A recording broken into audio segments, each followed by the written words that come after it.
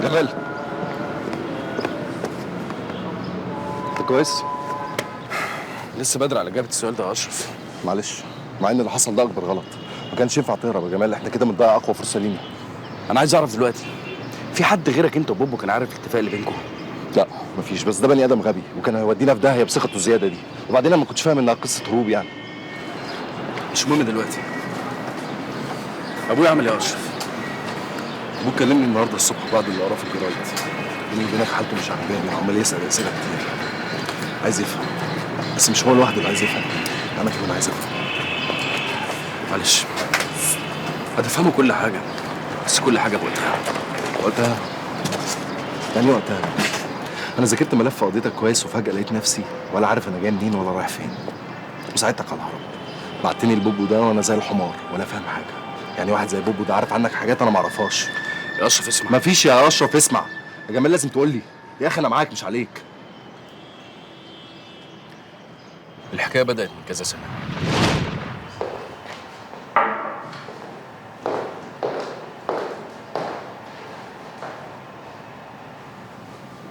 احنا اطلعنا على ملف خدمتك بدءا من دخولك الكلية، مرورا بخدمتك في الأمن المركزي وإدارة المفرقعات والعمليات الخاصة، وأخيرا جهاز أمن الدولة. باختصار أنت كنت تحت الرصد الفترة اللي فاتت دي. الغرض كان المفاضلة بينك وبين بعض العناصر عشان نحسم الاختيار. حادثة السجين اللي مات وأنت بتحقق معاه، واللي احنا عارفين إنه انتحر بجرعة حبوب مخدرة اتسببت له في هبوط حاد في الدورة الدموية، كانت هي مفتاح اختيارك. يعني سعادتك كنتوا عارفين كل حاجه وعارفين مش انا اللي موته؟ أكيد. طب معلش، انا ينفع اعرف السبب ان انا اترفدت عشان؟ زي ما قلت لك، حادثة زي دي كانت هي مفتاح اختيارك.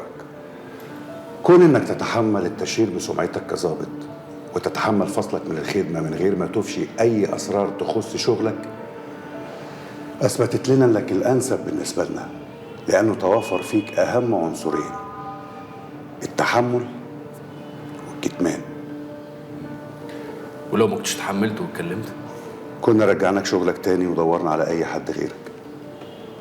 اسمع يا جمال، أنا بعرض عليك إنك تنضم لجهاز أمني سري. الجهاز ده دوره إنه يقوم بمهمات تحت إطار السرية والكتمان. المهمات دي ممكن تبدو لأي حد إنها ضد مصلحة البلد. أنت نفسك ممكن تتخيل إن هي عمليات إرهابية عنيفة، لأنه هيقع فيها ضحايا كتير ودم. الضحايا دول ممكن يكونوا ضباط زمايلك، ممكن يكونوا مواطنين عاديين. أنت تكتشف فيما بعد إن فيهم حد من أهلك، مراتك، سليم ابنك مثلا. وفي كل مرة هتنفذ فيها عملية زي العمليات دي هتحس انك مجرم وقاتل، وتحس انه عار عليك وعلى تاريخك كظابط. لكن لو دققت وركزت في اي عملية هتقوم بيها هتعرف وتتأكد ان هي وطنية بامتياز. في حالة موافقتك هتسافر بعثة لأمريكا تقعد فيها 3 شهور تاخد فرقة إعداد، وبعد ما ترجع هنكتب لك الشركة دي باسمك تمارس فيها نشاطك كستار. أهم حاجة إن أقرب المقربين ليك ما يعرفوش أي حاجة عن حياتك الجديدة، حتى مراتك. بس انتك عارف ان اي حد بيجي قدام مراته ما بيعرفش يخبي. عندك أسئلة؟ لا يا فندم. بكرة الصبح تبلغني بقرارك، ولو ما أخدتش قرارك في الكام ساعة اللي جايين دول اختيارنا ليك هيكون خطأ. في الحالة دي ما حدش مننا هيعرف يساعدك.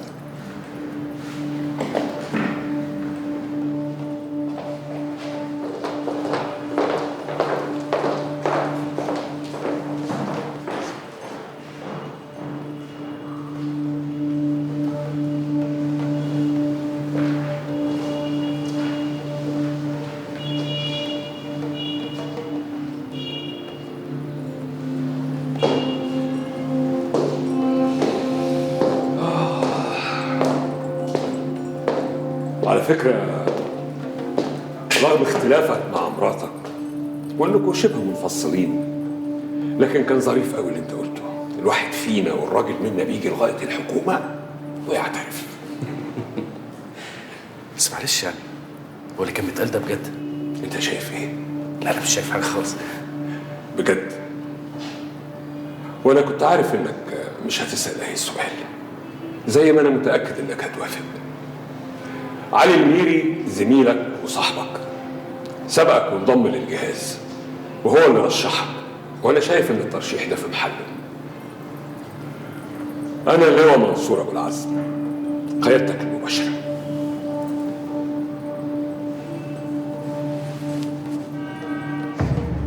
هو ده كل اللي حصل. كل اللي قاله الراجل ساعتها اتنفذ. كل العمليات اللي نفذتها حسيت زي ما قال لي بالظبط، ان انا مجرم قاتل وعار على كل اللي اتعلمته عشان ابقى ظابط واحقق امن للناس. بس كنت دايما ارجع وافتكر كلامه، اقول اكيد اللي بيحصل ده في مصلحه للبلد. مش مهم ان انا افهم، المهم ان انا انفذ وبس. ايه اللي نفذته؟ حاجات كتير يا اشرف، حاجات اكتر من نفتكرها، حاجات بسبب وحاجات من غير سبب، حاجات للبلد وحاجات للناس بتحكم البلد. يعني كنت بتنفذ اوامر النظام؟ اثبت. الاثبات عندك. انا عندي حاجات كتير، حاجات اكتر مما اتخيله، بس المشكله ان الحاجات دي ممكن تثبت عليا التهم اكتر ما تبررني. طب وانت ليه بتعتبرها تهم طالما كانت للنظام؟ طول ما هم فارضين حمايتهم عليك يبقى انت مع النظام. اول ما يسحبوها سجلك كله يتحول لتهم وجرائم، زي ما حصل معايا بالظبط. طب وعلي؟ علي فين من ده كله؟ علي زي بالظبط، يمكن موقفه اصعب مني، ممسوك من رقبته مش عارف يعمل حاجه، لكن انا لسه عندي فرصه يا اشرف. طب مين الراجل ده؟ اسمه سامي زلط، اللواء سامي زلط. لواء فيه انا معرفش، غير ان انا متاكد ان ما اسموش كده. طب واللي اسمه ابو العزم ده ايه؟ ده اللي بيدير الجهاز، هو مش رئيسه الفعلي. ولولا ان انا متاكد انه كان في الخدمه ورحت له الوزاره كنت شكيت فيه، كنت شكيت ان هو تشكيل ارهابي واتورطت معاه. على فكره ده اللي صوته في التسجيل اللي زعته ليلى. انا عايز اقول لك يا اشرف ان انا كل اللي عملته ان انا كنت بنفذ اوامر وبس، لان دي الحاجه الوحيده اللي اتعلمتها في حياتي، اخد اوامر واديها لغيري، وفي الحالتين لازم يتنفذوا وخلاص. انما موضوع الكنيسه اقسم بالله ما انا اللي عملته يا اشرف. انا مصدقك يا جيمي، بس ازاي وانت كنت هناك؟ اسمع اللي قلته لك لحد دلوقتي وخلاص، فكر فيه واستوعبه. انا قلت لك اول الحكايه، اخرها ايه انا معرفش، وده اللي عايزك تساعدني فيه. عايز اعرف مين اللي ورا كل ده وليه. عايز اسال الاسئله اللي ما سالتهاش ساعتها. تقدر؟ اقدر طبعا. سليم اخباره ايه؟ سليم مع الفريق اللي انت عارف. طب انا عايزك تروح لها، تقول لها اول ما ابويا يطلع من المستشفى تديله سليم. طب لو رحت لها انت عارف هتقول لي ايه؟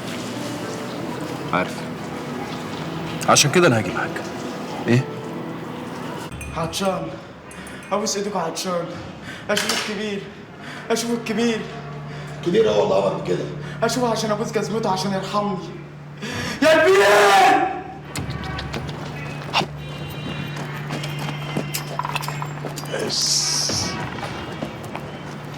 يلا روح. كفاره يا ابو زيد. تعيش يا معلم بوبو. صحتك جت على السجن. هو كان اكله مرعى ولا ايه؟ طول عمر رجالتك تلاقي اللي يخدمها في اي حته، ووصايتك ساري على الكل يا كبير. جدع يالا. جوزك رجع لك اهو راضي.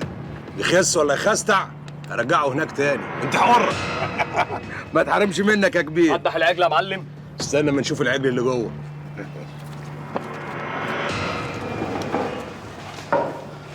ارحمني يا كبير، انا خدامك طول عمري. بس زعلتني. الزعل مردود، اعمل فيا ما بدالك بس ما تموتنيش. احكي اللي حصل يا سلام. فضل في الرايحة والجاية يلقح بكلام لغاية ما اتهجم عليا في الأوضة وكان عايز ينول غرضه، بس ربنا سترني يا كبير. ما تعرفش يا وسخ ان اي واحده في عزبه بوبو تبقى زي اختي، وان اللي يكتب عليها يبقى اخويا؟ عارف. طب لما انت عارف بتطمع ليه في لحم اخوك يا وسخ؟ بس الشيطان والله يا كبير، ابوس على جزمتك وجزمة كل اللي واقفين معاك. تبوس على جزامنا يا خسيس يا واطي. كنت خليك راجل وبلاش تدني نفسك. اتفضل يا كبير. حق راجلها. ماشي. خد حقك يا ابو زيد. تشكر يا كبير. تعالى يا ابن الكلب يا واطي. حلال الله اكبر.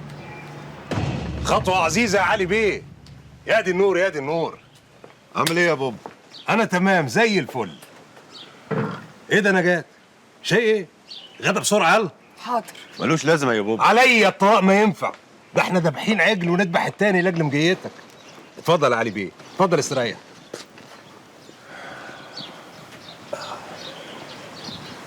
النجاة دي من حريمك؟ لو الشرع محل الاخوات كنت كتبت عليها وقتي، بس يا خساره بطلت من زمان. شقتك يعني. اب وام.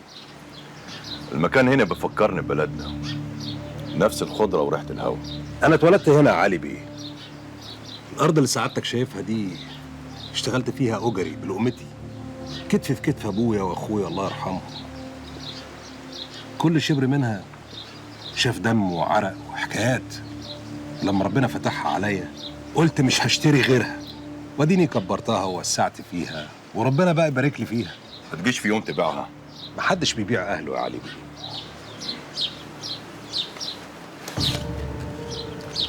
شايف دي؟ اوبا زي القمر.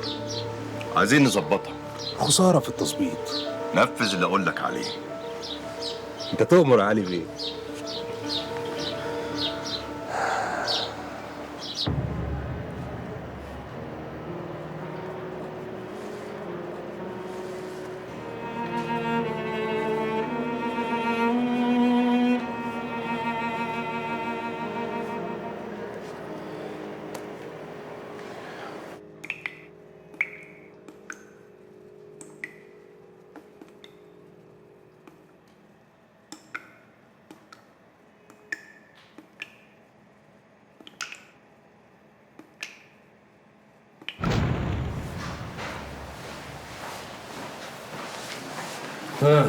وقعدت قد ايه بقى؟ ما استحملتش، ربع ساعه واتجننت. ارزل التدريب بتاع تنقيط الميه ده. ربع ساعه؟ ده انت ذكر قوي يا ابني. انا قعدت ساعه وربع لحد ما الميه خلصت. ما انت واخد على الطرقعه. طب اظبط بقى لما ترقع لك. بقول لك ايه صحيح يا علي، انا كلمت ابو العزم وخليته يعفيك من سفريه المغرب اللي جايه. عملت كده ليه يا جمال؟ انا عملت كده ليه يا علي؟ انت ناسي ان انت كاتب كتابك كمان اسبوعين؟ العمليه كلها 48 ساعه. يا علي العمليه مش سهله، العمليه خطر يا علي. علشان خاطر يبقى اسيبك لوحدك؟ طبعا لا يا علي، احنا في مركب واحده، لو حصل لك حاجه ذنبك هيفضل طول عمري في رقبتي. تفتكر لو سبتك لوحدك وجرى لك انت حاجه هبقى عايش مبسوط؟ انت زي ما قلت احنا في مركب واحد، ما ينفعش حد فينا يسيب التاني، ولا ايه؟ ماشي.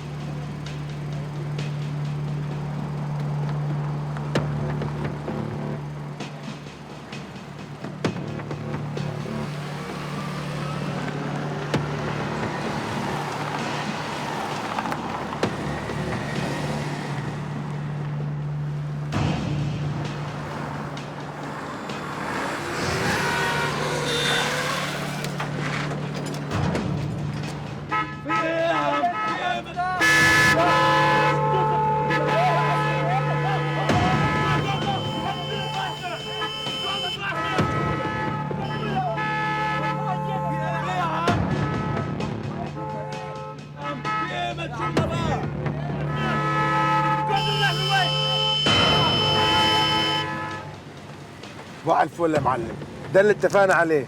ماشي اتفضلي.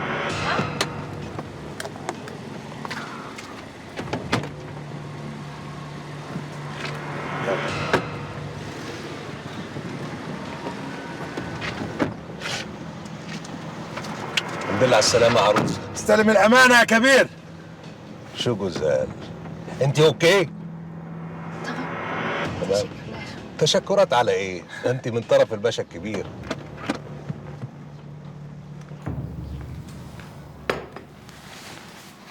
انت ايه ما بتشوفيش؟ سوري مدام. امشي. حاجه تقرف. انت مش شايفه ان القلق والتوتر اللي انت فيهم دول اوفر شويه؟ كل ده عشان حته طلب استدعاء للنيابه؟ فيها ايه؟ لا والله. اعتبريهم يا ستي واحده صاحبتك ما بتحبهاش قابلتك في النادي صدفه تقول لك هاي ازيك عامله ايه؟ ادي كل الحكايه. كومي، الطريقه اللي بتعملها مع الشغالين عندك دي ما تعملهاش معايا. انت فاهم كويس قوي انا متضايقه من ايه. وحبيبه قلبي متضايقه ليه؟ انت ناسي جمال ده كان بالنسبه لي ايه؟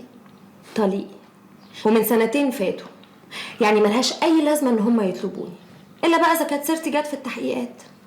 طبيعي. طبيعي؟ طبعا. اسمك يا ابني وسنك وحالتك الاجتماعيه. قال لهم مطلق. مين طليقتك؟ فلانه الفلانيه. ادي الحكايه. مش ادي الحكايه. كوم يا حبيبي، الناس دي بتاكل على قفانا عيش. ده اللي انا عايزه افهمه لك. ايوه، ما تبصليش كده. استدعى زي ده لما يجيلي صحافه تكتب وبرامج تذيع وعلاقه زوجتك كومي بالكنيسه، ويومين ويدخل الموضوع عليك، وده اكيد. ورغي بقى يمين وشمال ملهوش لازمه. وبعدين انت عارف كويس قوي ده ممكن يعمل ايه. العيار اللي ما يسيبش. قصدك يعني الحكايه؟ طبعا ملهاش اي 30 لازمه ان هم يستدعوني. بس الظاهر بقى ان في حد قاصد يزقنا فيها ويشوشر علينا وخلاص. طيب سيبي لي الموضوع ده، انا هتصرف.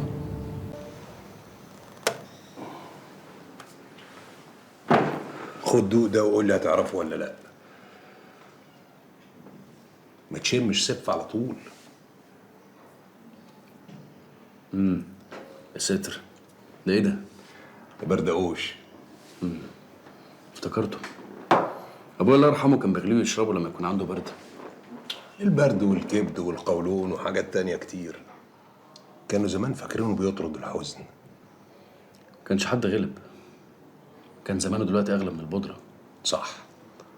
وكانت الداخلية عملت له إدارة مكافحة البردقوش. أيوة يا عم اضحك بقى وعديها. قول لي ناوي على إيه؟ ناوي اسافر. في حاجات بره لازم اروح اجيبها، من غيرها مش هعرف اعمل اي حاجه. الحاجات دي عند حد؟ لا، في بنك. وقت ما تنوي يقول لي. أنا ليا في كل بلد زبون من اللي بصدر لهم الشغل ده ويخدموا يعني. أكيد. هو بس مشوار البنك ولا في مصلحة تانية؟ ما تشغلش دماغك أنت. يبقى فيه، ولازم أطمن عليك يا صاحبي. لازم أعرف مكان المهدي وأروح له. هو مش آخر الخيط، بس أنا متأكد إن أنا هعرف منه كل حاجة. وبعد ما تعرف هردله الواجب مرتين. المهدي هو اللي بلغ عني، وأنا مش هعديها له أبدا. الواجب التاني؟ تولين. لازم أخرجها من الجحيم اللي معيشها فيه. غلبانة أوي البنت دي. أديك أنت شفتها بنفسك. عندها مشاكل قد عمرها 100 مرة. رغم كده ساعدتني وقفت جنبي ومش عايزة مني أي حاجة. على البركة. ألو. أنت مين؟ يا أستاذ ما ينفعش كده. يا أستاذ. اتفضلوا انتوا. الحمد لله على السلامة. سليم فين؟ موجود وبخير، لو فلوسي موجودة وبخير. يعني ايه؟ بلاش نلف وندور على بعض، انت عارف كويس قوي. ابني فين يا كومي؟ هرجعهولك لما ترجع لي فلوسي اللي اخدتها مني. فلوس ايه اللي بتساومني بيها على ابني دي؟ الفلوس اللي اخدتها مني. الواد بتاع نقل الاموال اعترف على كل حاجة يا جمال. مين الواد ده؟ بلاش نستعبط. ابنك موجود عندي ومش في البيت عشان تبقى عارف، وفي الحفظ والصون. والله رجعت لي فلوسي، رجعت لك ابنك. ما كانش يبقى انت حر، وفلوسي برضه هعرف ارجعها يا جمال. ورحمة ابويا يا كومي، لو ابني حصل له حاجة هسلخك وانت صاحي. اعمل اللي انت عايزه. عندك 48 ساعة عشان تجيب لي فلوسي.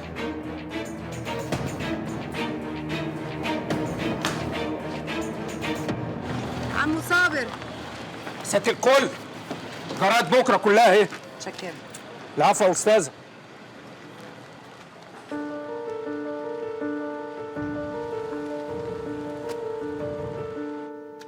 انا اسف يا جيمي، بس والله العظيم اول ما كلمني ما كنت فاهم الموضوع كده خالص. عارف يا اشرف، مش ده المهم. هو كان لازم يقابلني باي شكل وخلاص. يتذبح وتساوى وقت وفرق على الناس كلها. مبروك البراءة يا جمال، والنعمة ذبحت عجل حلاوة البراءة. براءة على حاجة ما عملتهاش؟ معلش يا صاحبي، أحسن من السجن على حاجة برضه ما عملتهاش. في إيه مالكم؟ فلوس الكومي اتسرقت من كام يوم وهي بتتنقل. فلوس الكومي؟ أنت مالك بموضوع زي ده؟ هو بيقول لي أنا اللي عاملها لحسابي، والواد قال عليا كمان. واد مين؟ سواق عربية نقل الأموال. الكومي خطف ابني يا بابا، وبيساومني لو ما رجعتش الفلوس مش هشوف الواد تاني. ما يكونش عندك فكرة. أملاك الكومي كلها قد إيه؟ ساعة زمن واحصرها لك ونحوطها وقتي. أكيد سليم مستخبي في واحدة منهم. اللي عايز أعرفه دلوقتي مين اللي ورا كل ده ومصلحته إيه بالظبط. حاجة يا صاحبي، ما تكربش الدنيا على دماغك. كل اللي عايز تعرفه هتعرفه يا جيم، بس زي ما بوب بيقول لك حاجة. احنا النهارده قدرنا نحل أهم حاجة وهي براءتك، وهنحل اللي بعدين إن شاء الله. براءة إيه يا أشرف؟ براءة إيه اللي ملهاش لا طعم ولا قيمة دي؟ هي الدنيا مالها فيها إيه؟ ليه كل ما تروق ترجع تتعكر تاني؟ مين اللي عايز يوقعني كل ما بقف على رجلي؟ اليوم اللي اقدر امشي فيه في الشارع رافع راسي لفوق الاقي ابويا مات وابني مش في ايدي. الظاهر ان انا مش مكتوب لي راحه في الدنيا دي ابدا.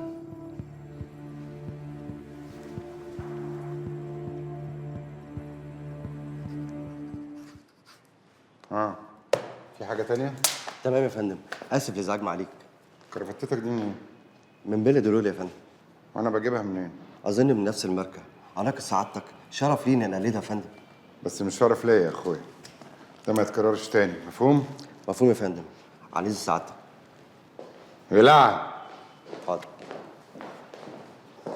صباح الخير يا حبيبي، ازيك يا روح؟ كله كويس الحمد لله. تعالي، ايه الحلاوه دي؟ ميرسي. قولي لي يا بابا، بابا خلاص حجزت له؟ السفر خلال كام يوم، بس انا خايفه عليه قوي يا انكل. خايفه من ايه؟ هو عيل صغير؟ لا لا لا لا، دي حاجه بسيطه يا شيخ. مش عارفه. لا لا، سيبك من القلق والكلام الفاضي ده وقولي لي اخبار كشاتك ايه؟ ليه؟ عايز تستلف مني ولا ايه يا انكل؟ يا بنتي يا شقي، شوفي يا منى، بعد كام يوم في كذا محطه هتقفل، هتتسحب تراخيصهم علشان مش مقننين اوضاعهم. بس انا وضعي زي الفل. انا ما جبت سيره اوضاعك يا منى، انا جبت سيره كشاتك. في اعلاميين كبار بعد كام يوم هيبصوا يلاقوا نفسهم في الطراوه. الشاطر بقى يا حبيبتي اللي يروح يتفق معاهم ويقبضهم عرابين قبل اي حد.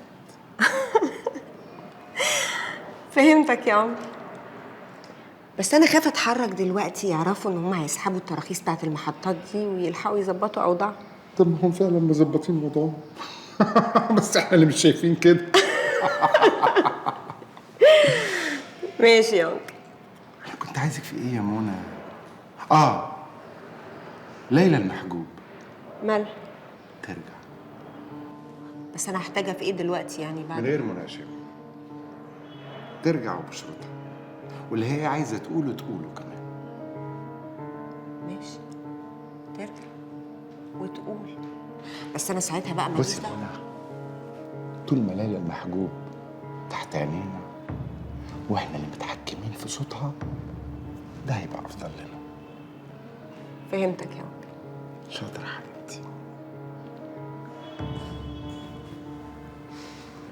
الجرايد كلها نشرة بالمنشات العريض، براءة جمال الجبالي، كأنه انتصار للعدالة. ليلى طب انت عاوزه ايه؟ عايزة عدالة بجد، عايزاه ياخد جزاءه. حبيبتي جمال طلع من النيابه لما لقوا انه ملوش علاقه بالجريمه، يعني اصلا ما وصلش المحكمه وبعدين هي اللي برأته. وده اللي بأكد لي ان الحكايه دي مش مظبوطه، ان البلد دي ما فيهاش حاجه هتمشي صح. انا مش فاهمه موقفك بجد. ليلى انت ايه اللي مضايقك؟ كل حاجه، العك اللي بيحصل بالغش والكذب والتدليس، متضايقه للناس اللي حقهم راح من غير ما يرجع لهم ولو جزء صغير منه، انهم يقدموا لهم الجاني ويعاقبوه. حبيبتي الناس اللي انتوا بتتكلمي عن حقهم دول جمال يبقى واحد منهم، ولو هو بريء يبقى ليه حق، يبقى اللي انت عاوزاه تاخديه بذنب غيره. ده مش بريء يا رب، اللي بيكذب الكذب ده كله ويصدقه ويعيش فيه لا يمكن يبقى بريء. اللي بيوعد ويخلف وهو متخيل انه ده العادي وان مش من حق حد يحاسبه يبقى مش بريء، فهماني؟ فهماكي ومقدره اللي انت حاساه، بس هتزعلي بقى لو قلت لك هو ايه؟ انت كنت عاوزه حد ياخد لك بطارك من جمال بعد اللي عمله فيكي زمان. عارفه ليه؟ عشان انت لغايه دلوقتي بتحبيه ومتعلقه بيه كمان، وما تتصوريش نفسك انك ممكن تاذيه بايديكي. عشان كده كنت عاوزه حد يقوم بالدور ده عنك، بس ما حصلش. ايه اللي بتقوليه ده؟ جمال بالنسبه لي ولا حاجه، اقل حتى من اني اكرهه. يبقى خلاص اعتبري الموضوع انتهى وخدي الامر ببساطه.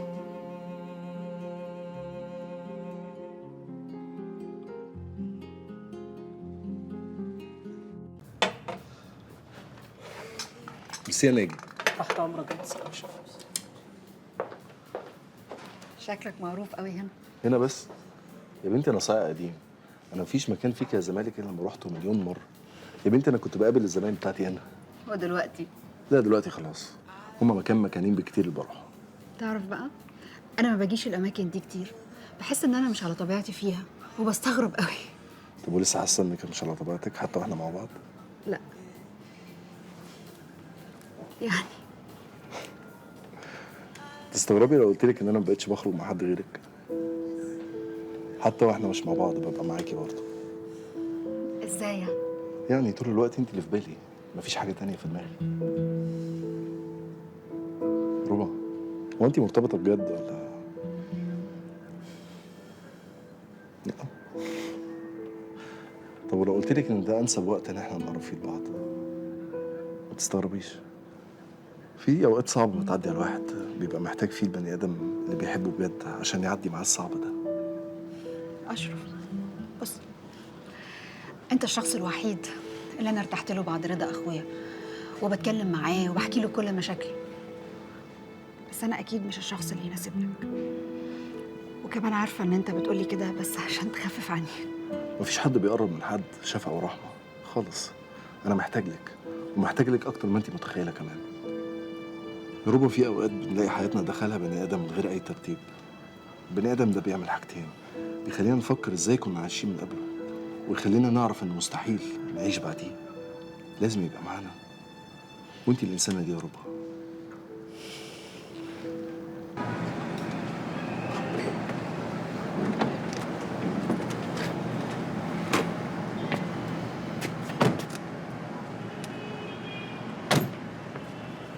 بجد ميرسي يا اشرف، كنت محتاجه اتكلم مع حد ويسمعني. ست المستعد اسمعك في اي وقت. اذا كنت بسمع الموكلين بتوعي هاجي على اجمل موكله يعني وما اسمعهاش. بجد ميرسي. خلي بالك من نفسك. ما تقلقش عليا. لازم اقلق ربع. اظن يعني بقى حقي ان انا اتصل واطمن عليكي في اي وقت. اكيد. باي باي.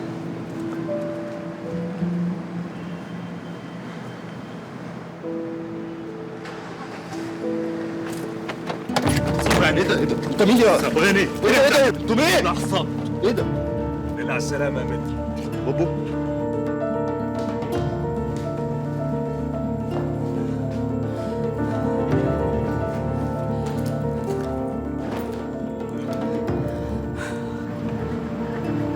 وفي ايه؟ يا ربا الحقني يا اشرف. مالك يا ربا في ايه؟ ده بيعمل معاك ايه ده؟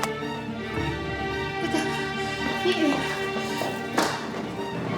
ده اتصادر خلاص. انا لازم اطلع لها دلوقتي حالا. اطلع فين يا جميل؟ انت ضيف الليله دي يا عسل. هتوب. الله اركب. امشي. الله اركب.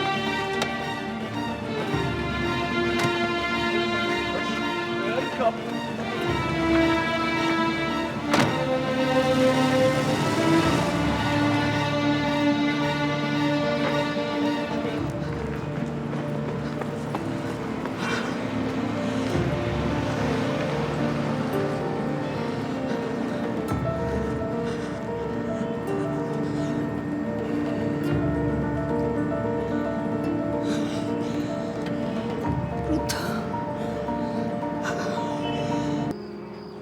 بص يا متر، ان ما كنتش سمعت عن بوبو فده ميزه وعيب. العيب انه جاهل وعدم اطلاع منك، لكن الميزه انك هتشوف بنفسك واللي يشوف غير اللي يسمع. انت عارف عقوبه اللي بتعمله ده ايه يا بني ادم انت؟ عقوبه؟ عقوبة مين يا عسل؟ القانون والعقوبات دي عندك انت تجيب بيها حق الغلابة اللي ملهاش دراع، لكن عندنا في قانون تاني ما يعرفوش اللي زيك. وانت بتعمل كده ليه؟ انا عايز افهم. قول لي جمال فين؟ جمال بخير. خليني اقابله. هو اللي كلمني. قول لي فين نمرته؟ تحت. كمان هي اخر واحده.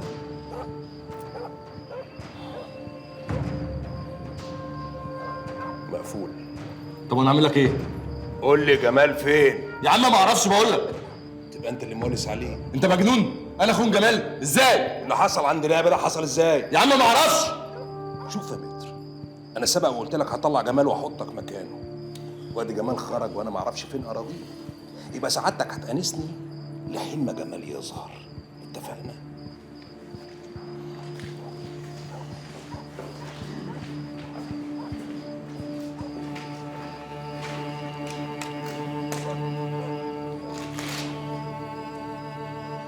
اشرف رد عليا وبعدين تليفونه اتقفل.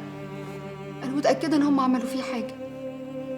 مش عارفه اعمل ايه في كل اللي بيحصل لي ده. ما تعمليش حاجه، انت هتبقي هنا لبكره الصبح، وبعدين هنشوف هنتصرف ازاي. انت شكلك بتحبيه.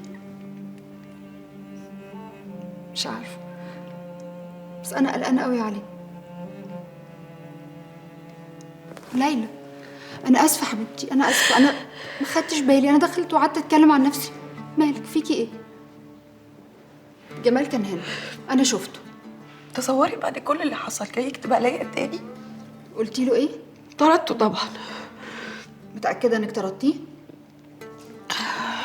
يا رب الدمويه دي مش عليه، انا اللي اتظلمت، ظلمت نفسي بايديا.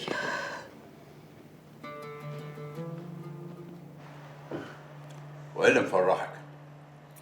ده بيورط نفسه اكتر. مش جمال، زي ما قدر يفلت من دي هيكمل وهيلاقي اللي بيدور عليه. ده اذا كان في حاجه يدور عليها اصلا. الا صحيح، عرفت انه راح لفريال؟ فريال مين؟ هو في كام فريال؟ طلعت راح لها فين؟ عند الكومي؟ ودخل وقعد مع ابنه، طلع لها اداها كلمتين في جنابها وخرج ولا حد حس بيه. مش بقولك جمال ده مجنون ولا هتلاقوه. وبقول منى خليف قال. قول لي يا علي، انت رحت فين النهارده؟ رحت فين يعني ايه؟ العادي، الشغل. وهو الشغل ده بقى بتقابل فيه ستات؟ ستات يعني ايه؟ بلاش تستهبل يا علي. انت فاكرني بغير عليك ولا ايه؟ انا ولا يفرق معايا، ثم انها مش حاجه اصلا عشان اقارن نفسي بيها. انت بتتكلمي عن مين؟ عن ليلى اللي قابلتها النهارده في الكافيه. ده علشان اللي لا لا لا لا، مش عايزه اعرف خالص على فكره. وبعدين قلت لك 100 مره عايز تاكل كل تحت، ريحه الاكل في اوضه النوم بتقرفني. انضف بقى.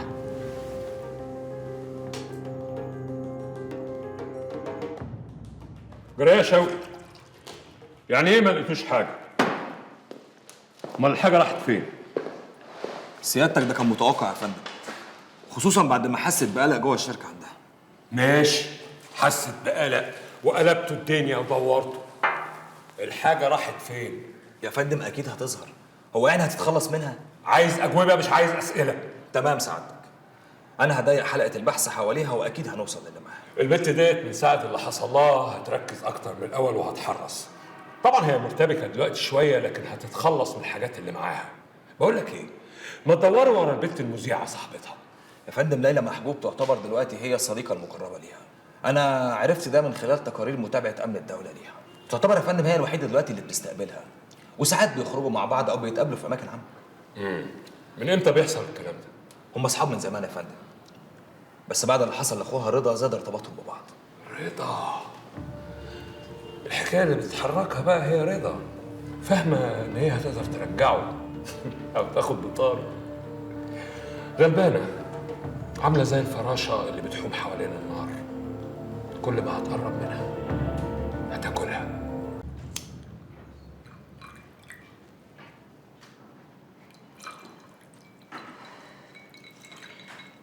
جمال من يوم ما عرفته عن طريق علي وهو غامض وده كان بيضايق قوي اللي كان متجوزها دي. عمرها ما فهمت ان غموضه ده احلى حاجه فيه. الست ما تحبش الراجل يبقى عامل زي الكتاب المفتوح، عكس الراجل يحب يبقى شايف كل حاجه في الست. انما الست ما تحبش تعرف خبايا الراجل واسراره، تحب كل يوم كده تكتشف حاجه جديده فيه، تشوفه كل يوم بشكل مختلف، كأنها بتتعرف عليه لأول مرة، زي جمال كده.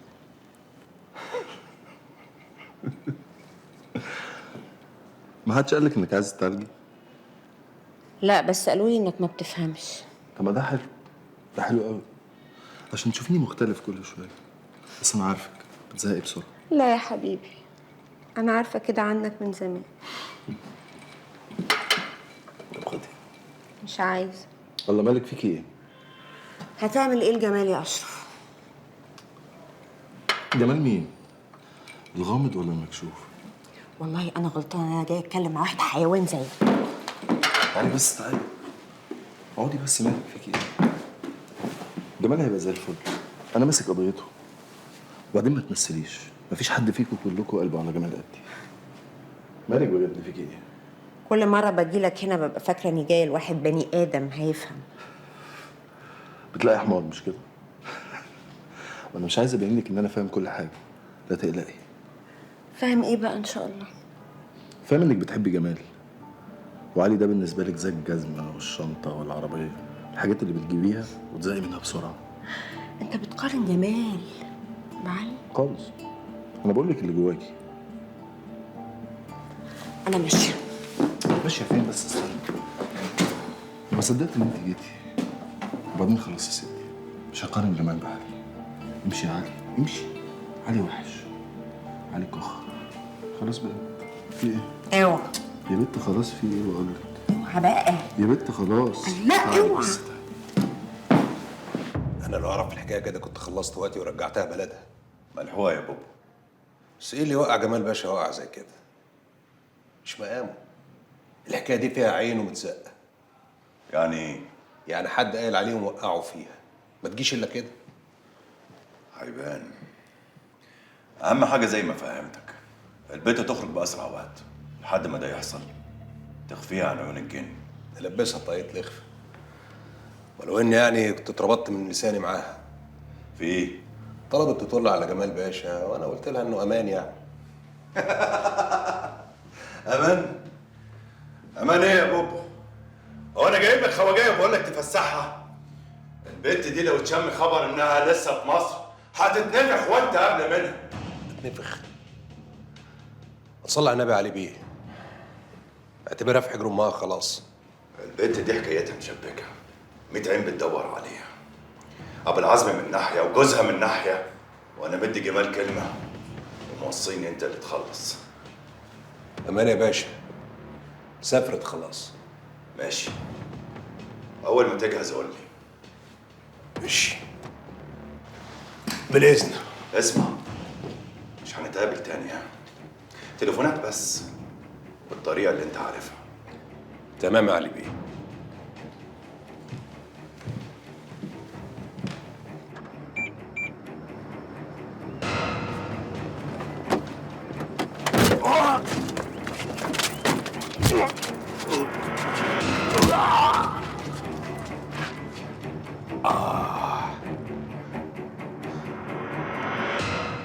طب ما هو الحوار كده يا باشا، ايه لازمته السسبنس ده؟ علي كان عايز منك يا بوبو. انت مش زملاء عدم المؤاخذه؟ اساله يا باشا. كان عايزك عشان تولين، مش كده؟ تولين مين؟ وبعدين بقى في ليلتك دي تولين اللي انت مخبيها يا بوبو، وكان عايزك تسفرها له وهي لابسه طاقية اللخفه، صح؟ الله الله الله الله، ده احنا متشلحين بقى يا باشا. طب انا شربت شاي ولا قهوه؟ القهوه دي هشربها على روحك يا روح امك لو فضلت مكمل في الحوار ده. يا باشا اهدى كده وقول لي طلباتك، رسيني على الحوار. انسى المشوار ده يا بوبو، عشان لو تم هيزعلك وهيزعل الناس منك. قول لي يا بوبو، نفسك تبقى مع كبار ولا انت واقف تحت الارض؟ زعلكوا وحش قوي يا باشا. مع الكبار طبعا. انت هتعملي ايه دلوقتي؟ مش عارف، يمكن اروح المحطة ويمكن اكسر. محطة؟ انا صحيح قولي لي، هي البنت ليلى دي انظمها؟ وانت مالك بيها؟ عايز صاحب. ذوقك زبالة يا شيخ زي ما بقولك. من ورا قلبك.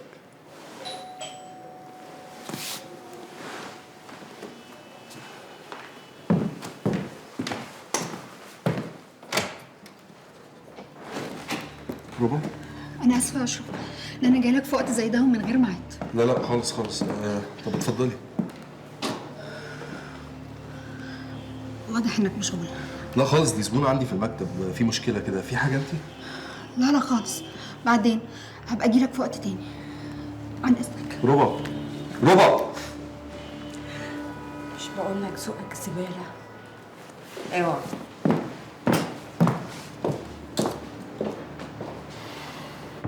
ما قولك فيما هو منسوب إليك من اتخاذ شركة السياحة المملوكة ليكوا بالشراكة مع الغير كستار للتردد على عدة دول وعقد صفقات سلاح؟ الشركة مش ستارة لأي حاجة، كلها كانت سفريات شغل وكنا بنتفق على تسويق برامج سياحية. أما تجارة السلاح أنا ماليش علاقة بيه. لكن البيان الوارد من غرفة السياحة بيقول إن الشركة ما كانش ليها أي نشاط من وقت تشغيلها، لا بالتسفير خارج البلاد ولا بإحضار أفواج سياحية للبلاد. والله ده طبيعي، احنا لسه في بداية النشاط، وأي شركة جديدة أكيد ما بيجيلهاش شغل على طول. وما قولك فيما هو منسوب إليك من تلقيك معلومات ضرورية بالتنفيذ وتفجير الكنيسة قبل الحادث بساعات؟ أنا مش عارف سعادتك بيجيب الكلام ده منين؟ من مكالمة الصوت اللي اتسجلت لك وأنت بيتم تكليفك بالموضوع. مكالمة صوت؟ أنهي مكالمة صوت؟ اللي اتقال لك فيها إحنا من إمتى بنناقش شغلنا في التليفونات. هسمعها لك. من امتى احنا بنوضح او بنتناقش في المكالمات؟ انا بكلمك المكالمه دي استثنائي لان عارف انت ايه، وعارف كويس انك هتسمع الكلام اللي بتعمله خطر، وانت عارف نهايته كويس. مفهوم؟ مفهوم سعادتك؟ افتكرت ولا هتقول لي دي متفبركه؟ لا خالص افتكرت، وده صوتي فعلا، وفاكر كل كلمة اتقالت فيه كمان. بس سعادتك ممكن نسمعها تاني، هتلاقي إن هي مالهاش أي علاقة بالحادثة. بالتالي كانت في مشكلة في الشركة، غير لو سعادتك عايز تفهمها كده. بذمتك هتسمح لحد انه يوجه لك اوامر بالاسلوب الحاد ده بخصوص الشركه اللي انت مالكها؟ هنعمل ايه بقى في العشاء؟ راجل كبير قد والدي وخيره مغرقني طول عمره. مين الراجل ده؟ نبيل بتنوني. مين؟ اسمه نبيل بتنوني، عايش بين مصر وايطاليا. بقول سعادتك يا باشا، لو حد عايز ينفذ عمليه زي دي اكيد عنده مليون طريقه، مستحيل تكون مكالمه تليفون واحده منهم. مش كده ولا ايه؟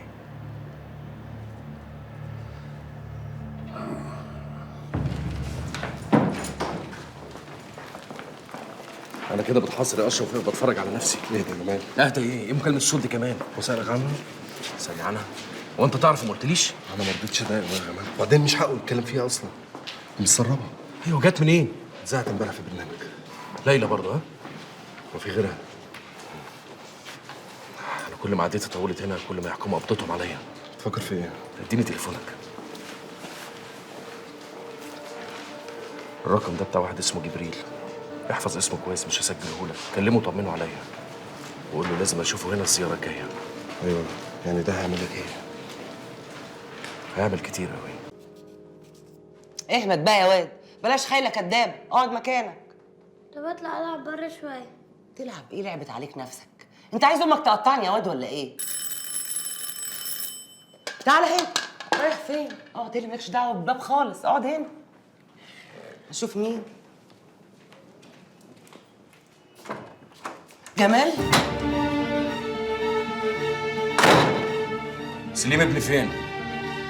بابي بابي روح هات شنطتك. يجيب شنطته ده ايه؟ لا سليم مش هيتحرك من هنا والا هصوت والم عليك الدنيا. اوعي تفتحي بقك. انت عارفه لما بتركبني الجنونه ببقى غبي، فاكره ولا لا؟ فاكره يا اخويا فاكره. خلاص اهدي كده. فريال قالت لك ايه؟ هي اول ما عرفت ان انت هتخرج براءه يعني قالت لي انها خايفه منك تاخد منها الواد. اصل هي بتموت فيه، ما بتنامش بالليل غير وهو نايم في حضنها، مش كده؟ وانا مالي يا اخويا، انا بقول لك اللي هي قالته لي. وجابته لك هنا عشان تخبيه مني، صح؟ صح يا اخويا. مش عيب لما تبقى ست كبيره ويضحك عليكي؟ الواد الصغير اللي جوه ده ذنبه ايه؟ ما هو طلقك هو اللي مرمطه يا حبيبي. ما تقوليش حبيبي. حاضر يا اخويا حاضر. اللي اتجوز بنتك لازم يطلقها. بنتك وجوزها خاطفين الواد ومخبينه عندك، يعني انت شريكتهم. شركتهم ده ايه يا اخويا؟ انا ماليش دعوه، بقول لك ايه، خد ابنك ومع السلامه، انا مش ناقصه مشاكل. برافو عليكي، خليكي في نفسك. يلا يا سليم.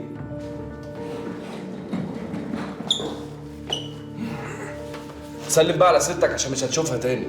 باي يا نانا. نانا؟ هو انت عارف نانا اسمها ايه؟ نونو. نونو؟ نانا اسمها نعتمد. وبسلمي لي على بنتك يا نعتمد.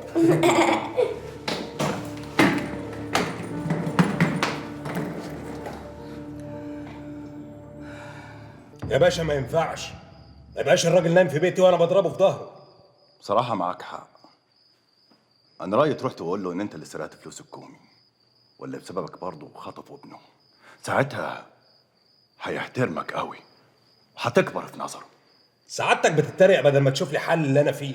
أنا كده مورط الراجل. هو أنت نسيت نفسك ولا إيه؟ لو حابب تفتح على نفسك قوي كده نفتح لك إحنا، وأنت فاهم.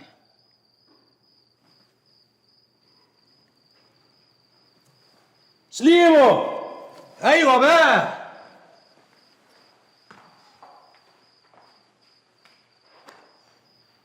الحمد لله على سلامة سليم يا جمال.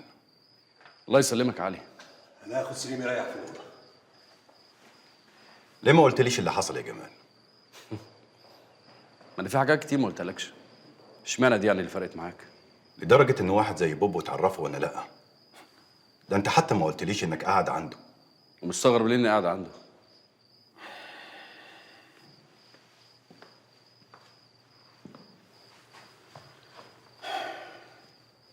هو احنا ليه بنبعد عن بعض يا جمال؟ ياه، لسه فاكر تسأل السؤال ده؟ ما انا ما قلت لك فكر نرجع سوا زي زمان. عيد حساباتك عشان ما نلاقيش كل واحد فينا في سكه. احسب الموضوع صح عشان ما يستفردوش بكل واحد فينا لوحده. بس انت خلاص عديت كل الكلام ده. وبصراحه علي ما بقتش فاهم، هو انت خايف ولا راضي عن اللي انت فيه، ولا هم مطمنينك بزياده، ولا ايه بالظبط؟ ياه، هو انت شايفني اكتر من نفسي؟ عشان طول عمرنا كنا كده، طول عمرنا كنا مراية بعض. بس انت اديتني ظهرك ومش شايفني، وانا لسه شايفك. لدرجة كأني مش موجود خالص. انت فعلا مش موجود خالص. انت مش هنا يا علي. عشان كده لما بلاقي واحد زي بوبو قريب ليا من اخويا وصاحبي ما تبقاش تلوم عليا. فكر يا علي، لسه عندك فرصة تختار.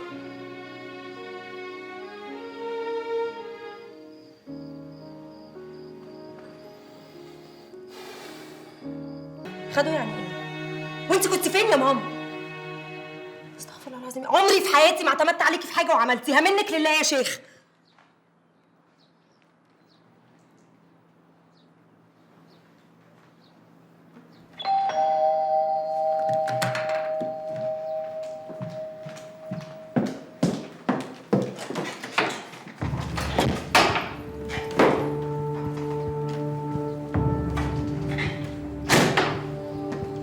لما انت عايشه في النظافه دي كلها سايبه ابنك قاعد عند امك ليه؟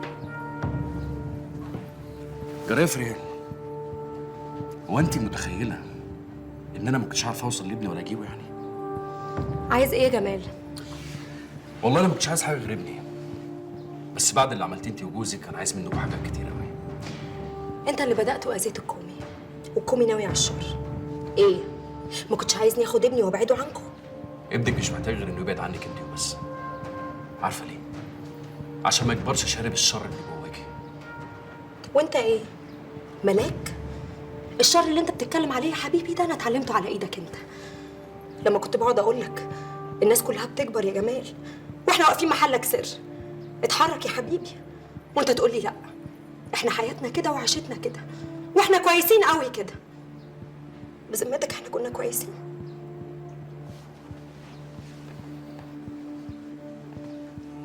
كان ممكن نبقى كويسين، بس مع واحدة غيرك. واحدة كانت بتفضل سهرانة طول الليل مستنيني أخرج يوم أجازتي من كلية الشرطة. واحدة لما طلبت إن أنا أتجوزها كانت طايرة من الفرحة. قالت لكل الناس إن هي هتتجوز ظابط.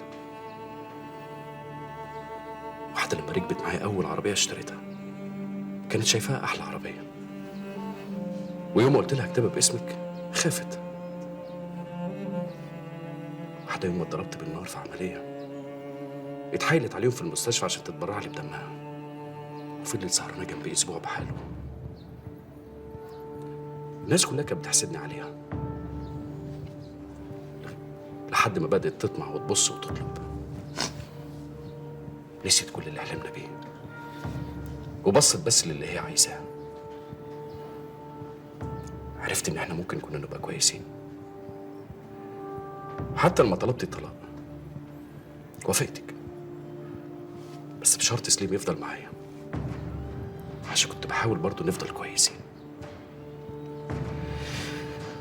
عشان كده بقولها لك يا فريال لآخر مرة، فكري 1000 مرة قبل ما تكرريها معايا.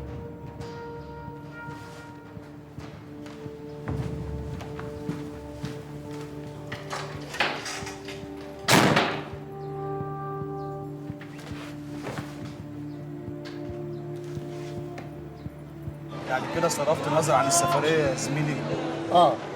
مش جايبه همها. ليه كده يا صاحبي؟ ده انا قلت هتطلع وتشد اخوك وراك. وربنا ده اللي كان جوايا يا كوب، بس انت عارف الواد طمع عايز 20 باكو عشان يسفرني. ليه يا عم؟ هجيبهم منين انا؟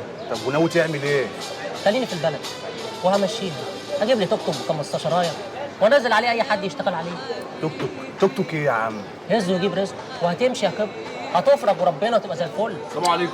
عليكم السلام ورحمة الله وبركاته. ابن حلال يا روقا ان لحقتك، كنت هتسافر من غير ما تاخد الحاجة بتاعتك اللي عندي. حاجة اللي عندك يا عم؟ في ايه؟ انت مين اصلا؟ انت نسيتني ولا ايه؟ ولا اعرفك. انا جاي لك من طرف الراجل بتاع الفلوس. طب بقول لك يا زميل، املص انت كده وانا في مصلحة اخلصها واكلمك على طول. ملصنا يا زميلي. ليه يا حاج؟ انت بتقول لي امانة ومصلحة وفي ايه يا عم؟ انا اول مرة اشوفك النهارده.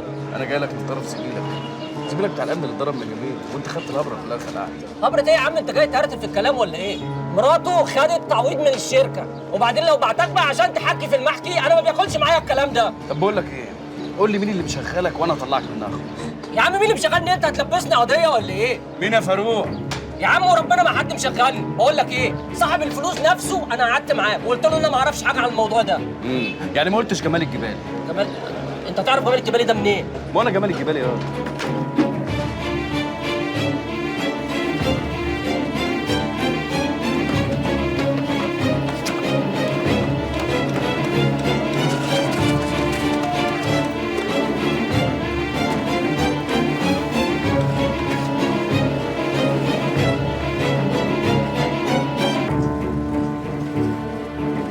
انت غبي.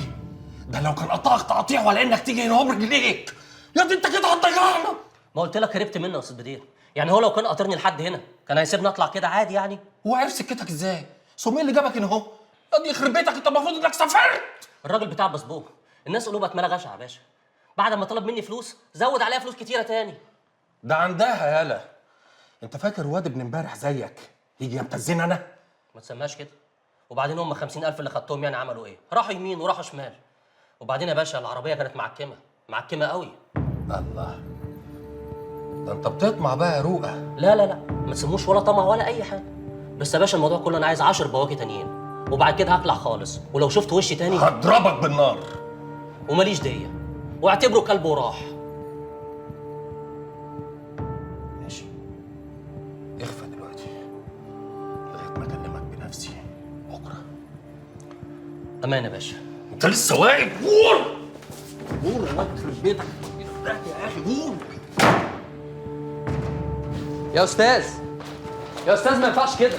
يا استاذ ما يصحش كده. في ايه؟ هتفهم كل حاجه يا كومي دلوقتي. اتفضل انت على مكتبك.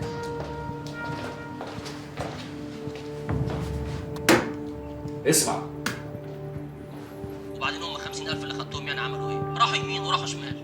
وبعدين يا باشا العربيه كانت معكمه قوي. انت بتطمع بقى يا روقه. لا لا لا، ما تسيبوش ولا طمع ولا اي حاجه.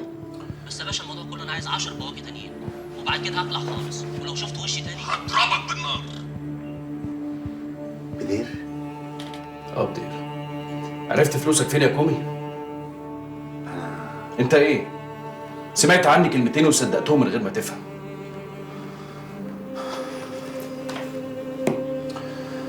جمال، انا مش قادر اصدق. بدير ده اخر حد انا ممكن اتخيل انه يعمل معايا كده. مش عشان فاكره مخلص وامين معايا، لا، لان لو هو فعلا اللي عمل كده يبقى انا في كارثه. اديك سمعت بنفسك كل حاجه. انت عارف ده معناه يا جمال؟ معناه ان انا مكشوف للناس كلها ومن زمان. كل شغلي مع بدير، وانا اللي فاكر نفسي متامن ومستف ورقي.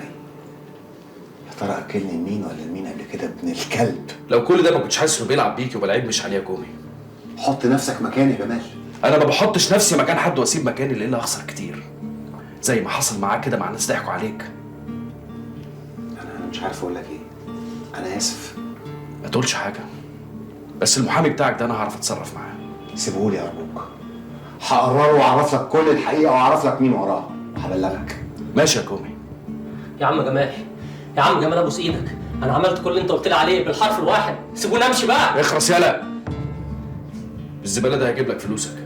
على ده المليم يا باشا، بس ناقصين 5400 جنيه.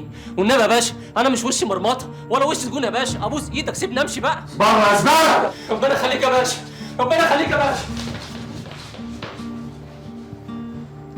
انا رجعت ابني اللي خطفته وعرفتك فلوسك فين. كده انت مديون لي بحاجتين، افتكرهم بقى كويس عشان ما بنساش حقي يا كومي. انا تحت امرك يا جمال.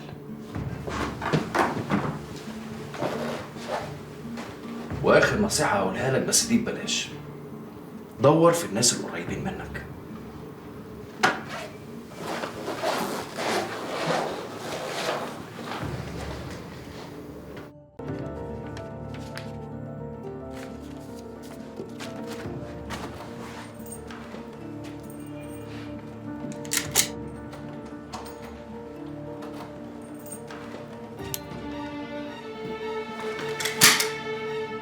علي.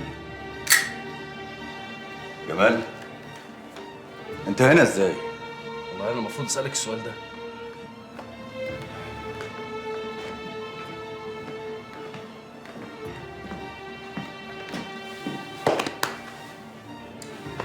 عامل ايه؟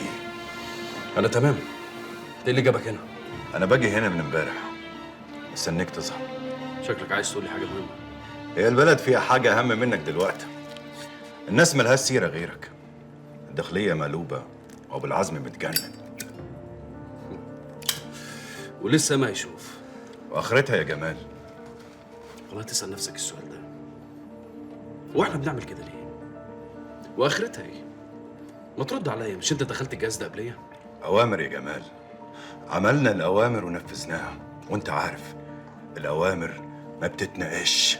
اوامر وكل لمصلحه البلد ونعمل كل حاجه من غير ما نفكر، مش كده؟ قول لي حاجه واحده بس عملناها في مصلحه البلد. قتل وخطف وتفجير وكله في البلد دي، وفي نفس الوقت عايزين نطلع مصلحه لنفس البلد. طب قول لي ازاي؟ هو احنا مع النظام ولا ضد النظام يا علي؟ دي حال الدنيا من يوم ما ربنا خلقها. الكلام اللي مصدع بيه نفسك ده عمره ما هيريحك. اللي هيريحك حاجه واحده بس، انك تنفذ المطلوب منك وبكفاءه. وانت بقى مقتنع بالكلام ده؟ حتى لو ما اقتنعتش هيفيد بايه؟ يا اخي تفهم، تعرف مين اللي ورا كل ده؟ اهو واحد او اتنين او 100 واللي كل يوم بيزيدوا، ومشاكلهم ضد بعض بتكبر وطلباتهم بتكتر. واحنا ايه؟ بنخدم عليهم؟ ده النظام واللي انت وافقت عليه من الاول وخلاص انتهى ومش هيرجع تاني يا علي. انت حر، بس انا ما اقدرش اقول لا. يا اخي ليه؟ ليه؟ انت قلتها. شوف جرالك ايه يا علي. احنا كنا ظباط ومشينا في طريق غلط. مش عيب ان احنا نغلط، العيب ان احنا نغمى عينينا ونفضل مكملين. اختياري يا جمال، زي ما انت اخترت. قول لي اساعدك ازاي؟ تفكر في اختيارك، مش عشان تساعدني، عشان نساعد بعض.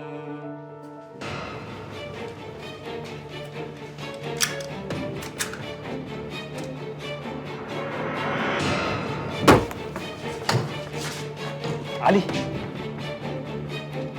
اهدى على نفسك يا شوقي. وانت ايه اللي جابك هنا؟ اللي جابكم انا هنا من امبارح ما ظهرش.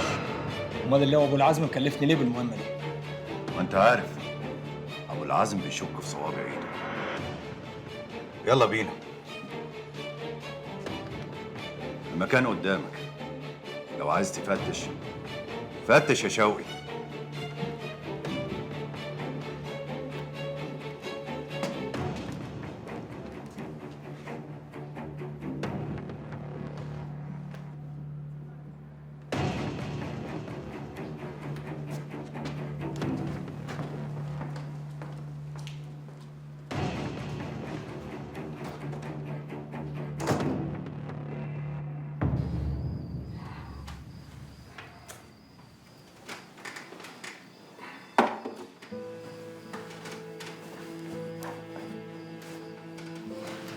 مالك يا فتحي؟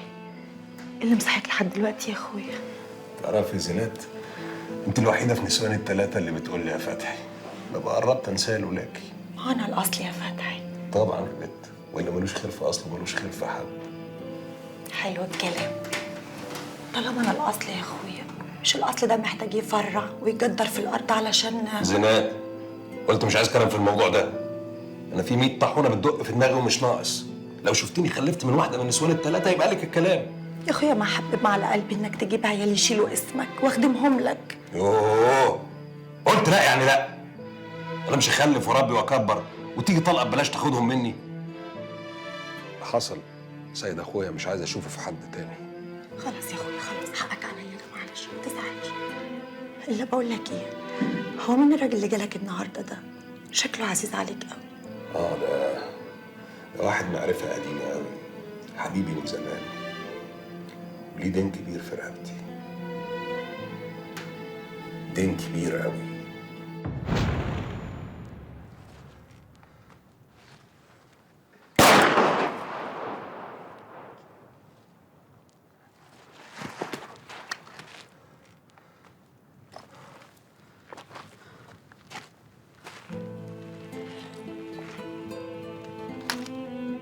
وانا كل مره الحقك يا بوب ولا ايه؟ يومها انكتب لي عمر جديد على ايده، بس اللي مزعلني اني قصرت معاه، بس غصب عني والنعمه. قصرت معاه في ايه يا اخويا؟ شغلانه كده تخص واحد من طرفه، بس تلاوى دراعي فيها وباظت، بس تتعوض. احنا هنروح من بعض فين؟ نام انت يا اختي، نام نامي.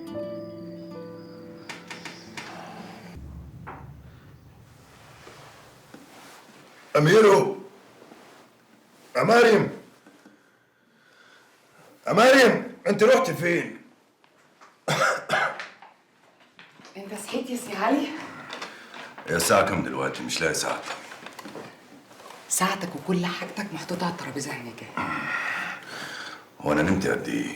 يوه ما تعدش، ده انت حبه عيني كنت جعان نوم. امي دايما كانت تقول لي ان النوم ده سلطان، والسلطان ما يحبش الدبان. ده إيه؟ بان. طب اظهر وبانوا عليك الأمان. لا لا لا، هتعمل ايه؟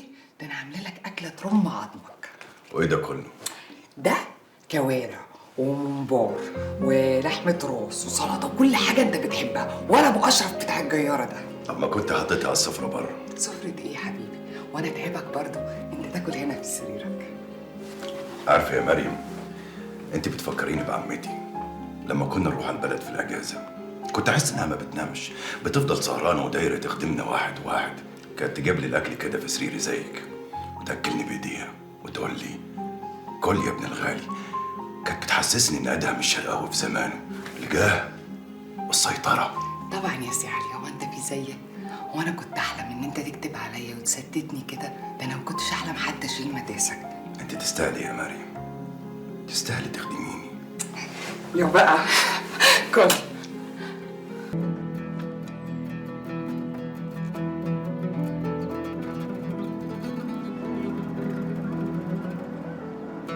مين؟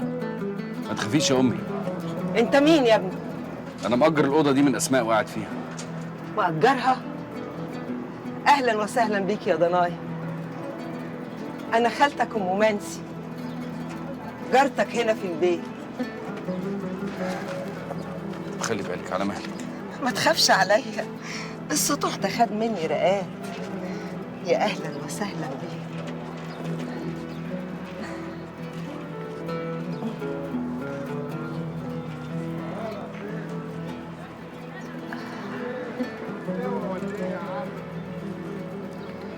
يعني هو كده برضك يصح يبقى عندنا جيران جداد وادخل عليك بايدي فاضيه، ابقى جايبه اكل للحمام والعصافير وما اجيبلكش طبق عاشوره من ايديا؟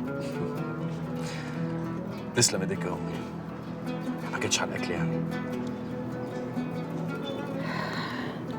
منسي ابني راح العراق من سنين، من كترهم بطلت اعد. اخر مره سمعت صوته فيها وهو بيكلمني من هناك، قلت له ازيك يا ابني، عايش ازاي وبتاكل منين؟ قال لي ياما ما جاتش على الاكل.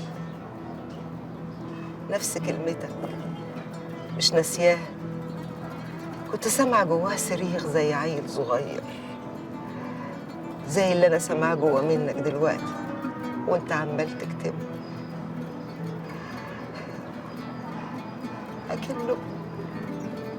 أكنه واقف قصادي يا حبيبي.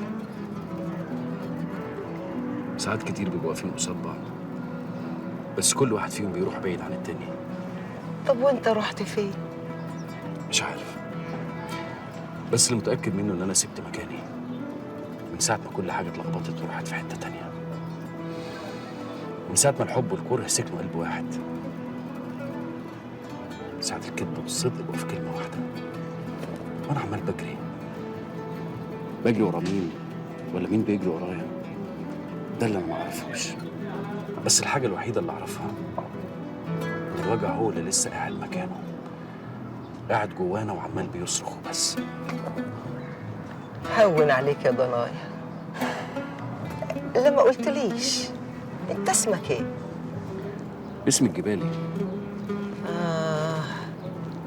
اسمك من بختك، شيال حمول، دور على اللي يشيلها معاك يا ابني، العمر لسه قدامك طويل. أيوه، حاسه بيك يا ابني، حاساك بتقطم في الكلام زي اللي بيقطم لقم العيش، زي اللي عايز يبعد مش طايق حاله ولا طايق اي حاجه حواليه. صح، انت عندك حق، انا لازم ابعد لاني خلاص ما بقتش شايف اي حاجه. عمر الشوف ما كان بالنظر يا ابني. حتى وانا هنا برضه مش حاسس حاجه. في صوت رجلين غريبه طالعه يا ابني، دقتهم ناويه شر.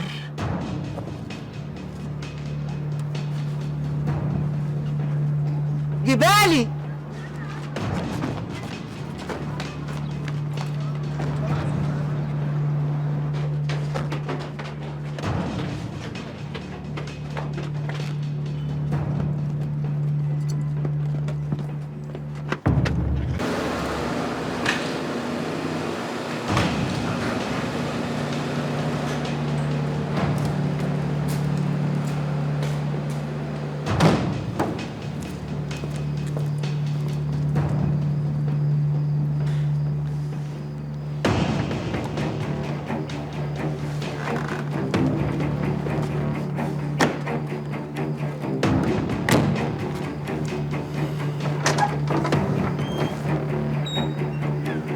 Good evening. I'm Ashraf Halabi.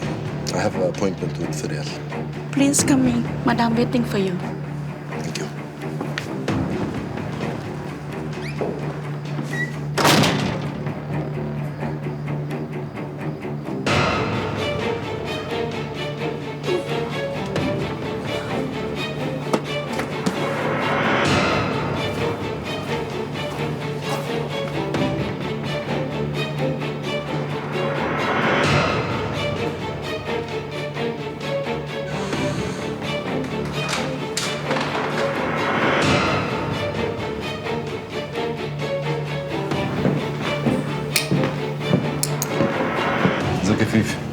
اتفضل.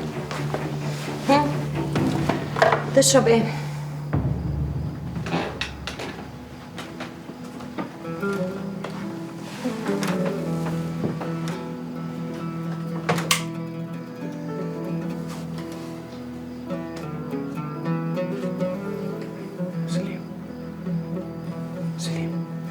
بابي انت بجد مش كده؟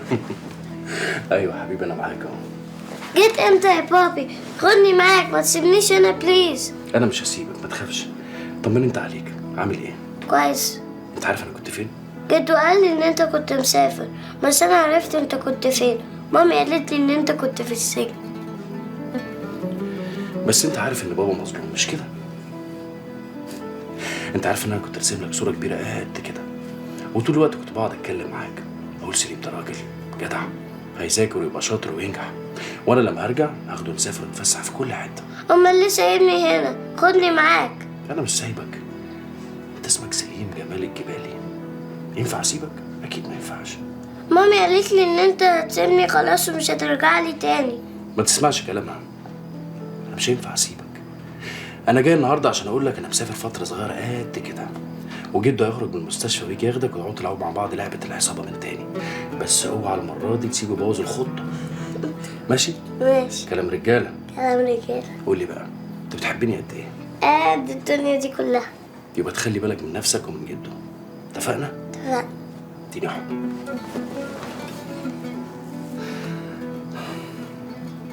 ما انت عارفه انه اتنيل هرب امبارح وقال بعت لي صاحبه عشان ياخد ابنه، بيستعبط. وحتى لو صاحبه عرف تفتكر هيقول لي انا لو اعرف هو فين ما استناش ثانيه كنت بلغ. ما الموبايل في ايدك، ما بلغتيش ليه؟ انت دخلت هنا ازاي؟ زمان ما كانش عندي غير 3 ازايز.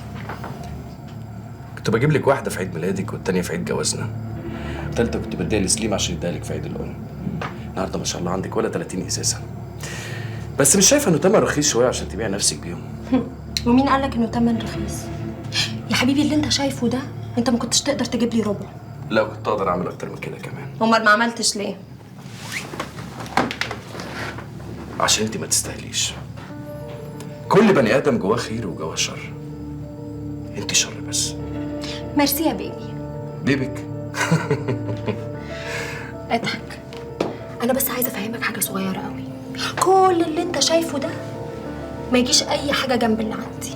طبعا لسه في عربيات وسفر وحسابات في البنوك قد كده. كويس انك عارف. لا عارف، واقدر اصدهم لك بالمليم كمان، بس مش عايز عشان خايف عليكم. عارفه ليه؟ عشان التفتيش والتدوير في المستخبي عامل زي بكرة الخيط، تمسكه اوله البكره كلها تكر. وانت جوزك بقى ما شاء الله مليون واحد نفسه يمسك البكره دي. ده ايه البجاحه اللي انت فيها دي؟ انت جاي لنا بيتنا يا حبيبي بتهددنا ولا ايه؟ لا خالص، انا جاي عشان اوريك ان جمال الجبالي يقدر يعمل اي حاجه هو عايزها.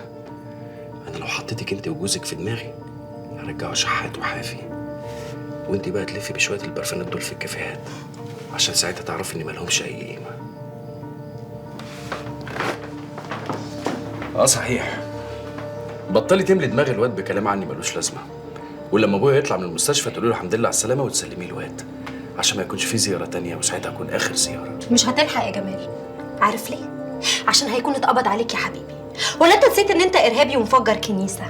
طب طالما ان انت متاكده ان انا ارهابي ومفجر كنيسه، شكلها يبقى في زياره تانية، بس هاجي عشان افجر دماغك. دخلنا ازاي؟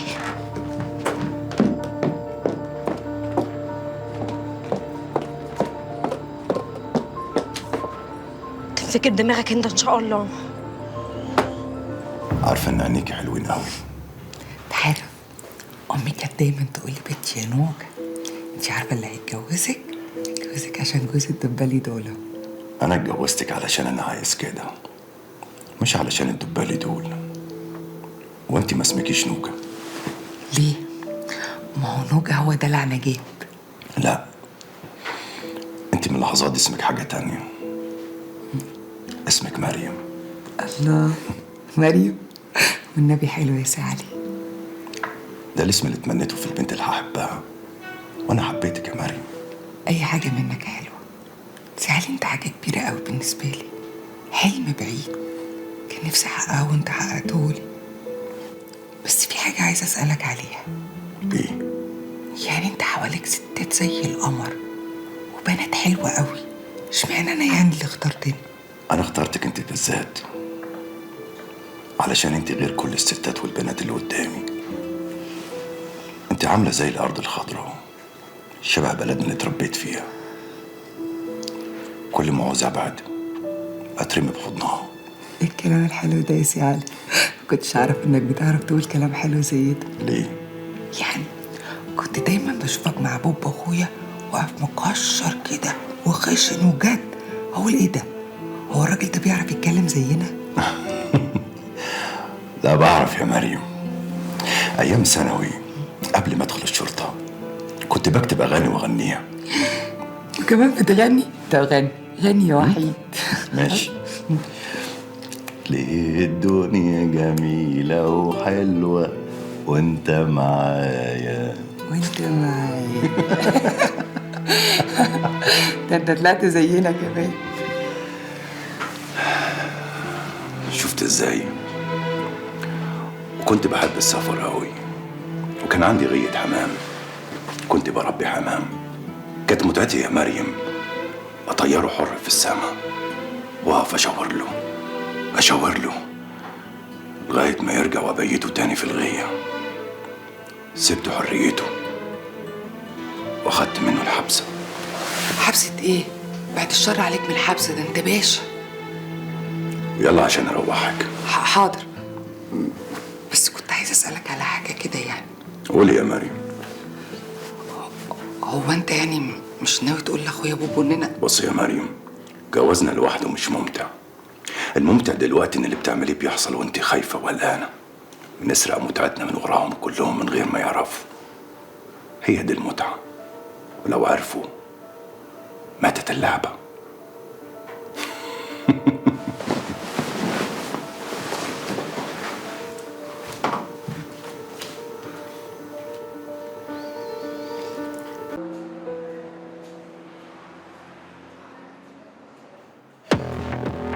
ايه يا وحش؟ بقى ده بوبو برضه قلب الاسد، تقعد يومين في البورتو كده تتهز وعايز تفضح الكل وتغرقه. بوبو ما بيتهزش ولا بتفرق معاه، انتوا اللي اتهزتوا اول ما الكلام وصل. كلام بقى؟ انت يا راجل بتسمي اللي بتقوله ده كلام؟ ده ضرب نار يا راجل. بس خد بالك بقى ان انت اول واحد هيتعور، ولا انت مش واخد بالك؟ انت اللي مش واخد بالك. قلت لك بوبو ما بتفرقش معاه. ماشي يا بوبو، انا هعتبر الكلام اللي انت بتقوله ده ماشي، واعتبر ان بوبو مش هيفرق معاك. بس خد بالك بقى ان انت عمال تكسب في كل العدوات اللي حواليك، واخر ده كله ايه؟ بوم، مش هتلاقي نفسك. وبعدين ما انت عارف اصول اللعبه، يبقى لازمته ايه بقى؟ لازمته اني ما اروحش لوحدي. كل اللي عليه نادر يجي يوفي. الكلام اللي انت فاكره هيتنشر ده مش هيرحمك، والليله دي كلها هتتلم فينا في بعضينا، يعني كله هيبقى خلاص. ياما في الجرابه حاول. اسمع يا بوبو، السكه اللي انت ماشي فيها دي مش هتودي ولا هتجيب معايا، واللي كان على الحجر يا حبيبي زمان خلاص نزل وركب مكانه حد تاني. مكانك يا باشا.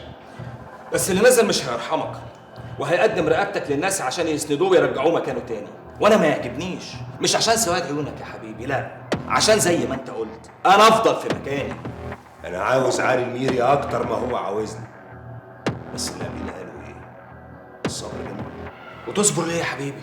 انا هطلعك وهعرفك سكته، بس تسلمني جمل الجبال، يعني راس قصاد راس، ولا انت بقى لسه بايع على عشرته؟ ما بقاش فيها عشرة ولا خواطر يا باشا. الرمي هنا فرضاني، واللي يصعب عليك يفقرك. يبقى اتفقنا يا بابا، جهز نفسك.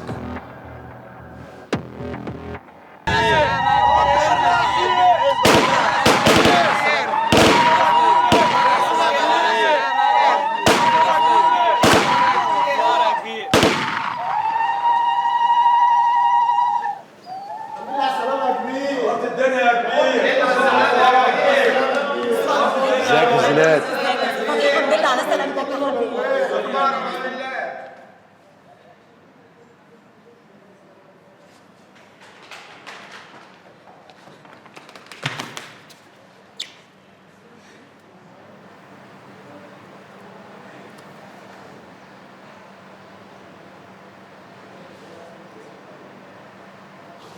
ربنا ناجدك يا نجاة ان اتسجنت الشهداء دول. ولا كده ما كنتش عارف انا ممكن اعمل فيك ايه. انت غلطت يا نجاة غلطة كبيرة قوي. غلطت في حق نفسك قبل ما يبقى في حقي. طول عمرك البنوتة دلوعة بدلعك وهننك. ما كانش حد يتمنى لك السعادة قدي. ليلة دخلتك كانت لازم تبقى ليلة الكل يحكي ويتحكى عنها. هي ليلة البرنسيسة ست العرايس أخت فتحي بوبو. كان نفسي أنفذ وصية المرحوم أبوكي، سلمك لراجلك ووصيه عليكي زي ما أبويا وصاني. انت وسيد أخوكي حرمتوني من كل حاجة أبوكي وصاني عليها. اللي خد بالك من سيد وهو راح قال لي نجاة أختك من إيدك لبيت جوزها. قطعت إيدي ورحتي. معلش ولا كان ليه قطع ايدك يا اخويا؟ ليه يا نجاة؟ ليه ترخصي نفسك للي ما يسواش؟ النعمة الشريفة ما كان قصدي ارخص نفسي ولا كنت عاوز ازعلك. هو ضحك عليا وعشمني وقال لي انا هفهم اخوكي كل حاجة وارسي على الحوار كله. نفذ وعده ولا هينفذ؟ ده أصله واطي. أنا أعرفه من زمن الزمن. بس المشكلة إني ما عرفتكيش انتي. ورحمة سيد اخويا ما تزعل مني. انا ما كنتش عايزك تزعل مني. هو اللي ضحك عليا وعشمني. بطنك شايلة منه؟ لا. أحسن عشان ما يتيتمش. قصدك ايه يا بابا؟ اللي فهمتيه معاش ولا كان اللي ياخدك غصب عني. مسحيه من الذاكرة، انسي انك شفتيه. ابوس ايدك ابوس ايدك ما تعملش حاجه، ما توديش روحك في داهيه. احنا مش ناقصين، مش عشانه والله عشانك انت. بابا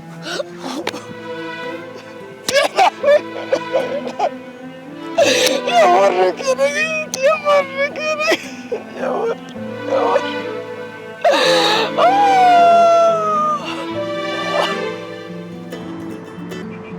ايوه يا وليد.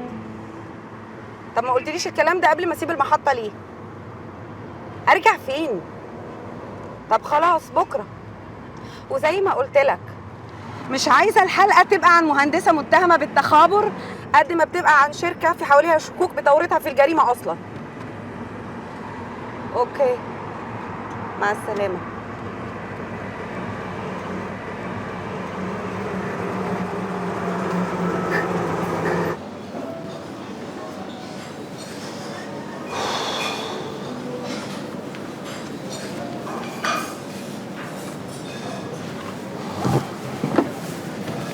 مساء الخير. مساء النور. انا اشرب زي سياده النايب. انا جمال الجبال اللي كلمتك في التليفون.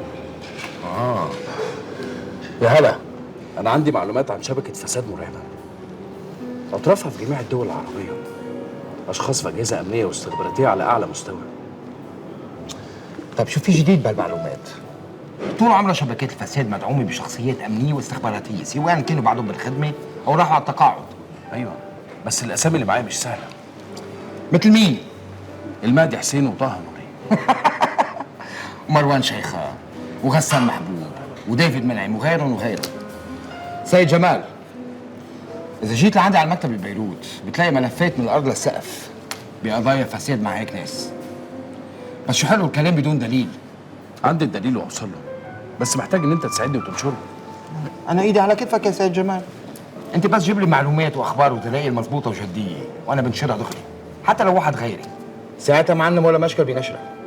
والأهم إنه فعلا تلاقي دليل تقدر تجيبه. يا سيد إيميل، أنت متخيل حجم الخطر اللي احنا فيه؟ أنا مش بكلمك عني وعن بلدنا بس، الخطر طايل الكل، عندنا وعندكم. الناس دي منظمة بشكل غير طبيعي، الاجهزه الرسميه نفسها مش منظمه بالشكل ده.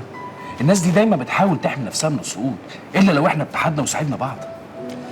مثل ما انت بتعرف وعم بتقلي، هذه شبكات الفساد بتحمي نفسها من السقوط وبتحمي نفسها من الاختراق. انا ما بعرف انت مين، شو قدراتك، بس باكد لك ما رح تقدر تعمل شيء، غيرك حاول وما قدر. سيد جمال، بعطيك نصيحه، ما تتعب نفسك، ما تتصل فيه مرة تانية بعد. ابو جعفر مصري الارهابي اللي اتخطف، تسمع عنه؟ اكيد، وبعدني لحديت هلا انا عم طالب بتسليمه حتى نحاكمه بلبنان. انا اللي نفذت عمليه خطفه.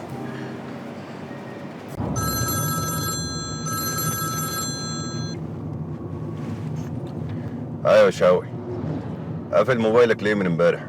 امن الاوتيل كشف العمليه. بتقول ايه؟ يعني ايه يا شوقي؟ يا علي ملهاش معنى تاني، العمليه باظت. ده حصل ازاي؟ خلاص بقى يا علي عادي، هتتعوض ان شاء الله. انتوا مفيش فايده فيكم.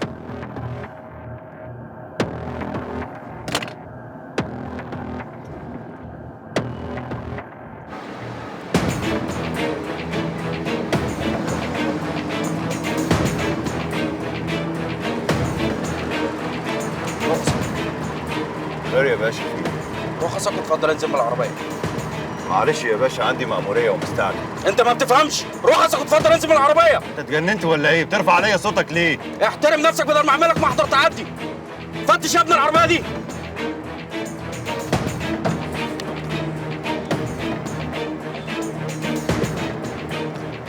ايه دي في الشركه سعادتك؟ ايه ده؟ كلنا هنعرف ايه ده يا باشا. نعم يا اخويا. يعني ايه بقى الامن اجهض العمليه على اخر لحظه؟ افهم. سوء اختيار عناصر سيادتك. انا كلمت علي في الموضوع ده كذا مره، بس للاسف يا فندم ما بيسمعنيش. وهو فينه دلوقتي؟ ايه؟ خايف يجي يبلغني بنفسه؟ حاسس بفشله؟ يا ريتها يا فندم جت على الفشل بس. علي دلوقتي مقبوض عليه في اسم الشرطه. نعم، مقبوض عليه في اسم شرطه؟ ايه التهريج ده؟ يعني ايه مقبوض عليه في اسم شرطه؟ ده اللي حصل يا فندم. علي اتمسك النهارده في لجنه مرور. واضح ان هو كان معاه حاجات ما عرفش يخلص منها. وبعدين؟ لازم هيتعرض على النيابه بكره. اتمسك في اسم وهيتعرض على النيابه بكره ومعاه حاجات. وبعدين؟ في الحاله دي يا فندم زي ما سيادتك عارف بيكون في رقم كود عمليات متفق عليه بيننا وبين بعض. اول ما علي بعتهولي اتصرفت وجهزت الشخص اللي يعرف يخرجه من الموقف ده ويطلعه من النيابه بكره. اسلوب عادي جدا بنستعمله مع العناصر الجديده والعيال الصغيره، يعني مش واحد زيه في رتبته وبخبرته دي كلها. للاسف يا فندم هو ده اللي حصل. حلو قوي، هايل. ويا ترى بقى اتمسك بايه على فندي؟ هتجيلي المعلومات وهرفع تقرير لسيادتك في ساعته وتاريخه. قول يا شوقي، تقدر تحدد لي ايه هي مشكله علي بالظبط؟ الضعف وعدم التركيز يا فندم. بمعنى ان علي عنده بطء في حل مشاكله مع نفسه، وساعات بيصعب عليه الامور لدرجه بتخليه ما يعرفش يحلها بعد كده. عندك مثلا يا فندم مشكله جمال، ودي كانت اهم حاجه مركز فيها عشان ينهيها. وزي ما سيادتك شايف مفيش اي نتيجه اتحققت على الارض ولا حتى ايه؟ ما تكمل. ولا حتى في المشاكل اللي بتتحرك من وراه. استدعاء مسعود حجي للنيابه للتحقيق معاه يا فندم بيضعف سمعه الجهاز كله. مسعود مش هيروح النيابه، حصلته الدبلوماسيه بتحميه وعايزه يسافر في اقرب فرصه. ابلغه سعادتك.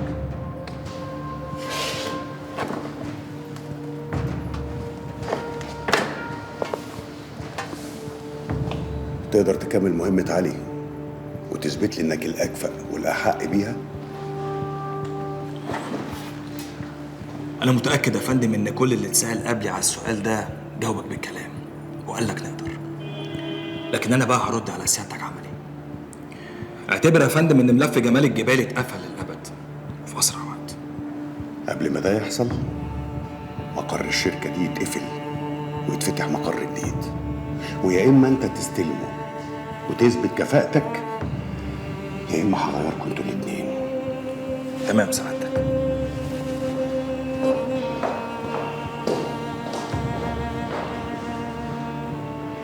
وقد أرفقنا صورة ضوئية من محضر ضبط وتفتيش المذكور وسيارته، أشرنا عليها بالاطلاع والإرفاق في تاريخه، ثم سألناه: ما قولك فيما هو منسوب إليك في حيازة عينة مشعة بغرض الاستخدام الغير خاضع لرقابة الجهات المختصة؟ انا ما اعرفش العينه دي جت منين. العينة اتلقت في عربيتك. قلت لحضرتك قبل كده ان عربيتي كانت مسروقه بقالها فتره ولسه مستلمها النهارده من مكافحه سرقه السيارات. يعني أنت بتنكر صلتك بالعينة دي تماما؟ ما اعرفش اي حاجه عنها.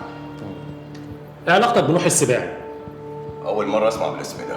يعني ما تعرفش ان هو صاحب المعامل اللي تم تسريب العينه منها، وان دي مش اول مره بتحصل؟ ممكن تسالوه هو، مش انا. يعني مش هو اللي اداك العينه دي؟ قلت لحضرتك قبل كده ما اعرفش العينه دي جت منين. اتفضل. جبت دليل البراءه يا استاذ؟ طبعا. دي صورة ضوئية من محضر تسلم موكلي لعربيته عصر امبارح بمنطقة مرور الدراسة، يعني قبل وقعة لجنة شرطة طريق الفيوم بساعتين. عايز تقول ايه يا استاذ؟ الموقف بسيط جدا سعادتك، فضلا عن ان موكلي ضابط شرطة سابق وفاهم قانون كويس، لا يمكن ان يحط نفسه في موطن الشبهة. يعني خلينا سعادتك نقرا الموقف بطريقة متأنية.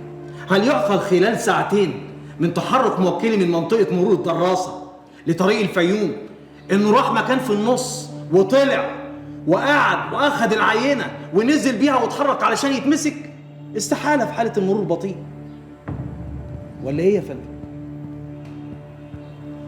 حضرتك العينه كانت موجوده من الاول وموكلي ملوش علاقه بيها خالص، لذا انا بطلب اخلاء سبيل موكلي بلا اي ضمان او قيد. الكمين ده كان مستنيني مخصوص. حد كان مراقب لي وحاططها لي في العربيه وعارف ان حد على الكمين ده. حد زي مين؟ نوح السباعي مثلا؟ نوح السباعي ما يجرؤش من معايا كده. امال مين؟ هو واحد ما فيش غيره.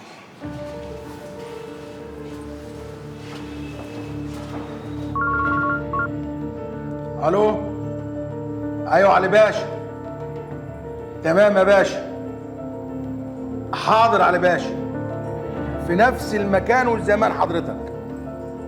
مع ألف سلامة علي باشا.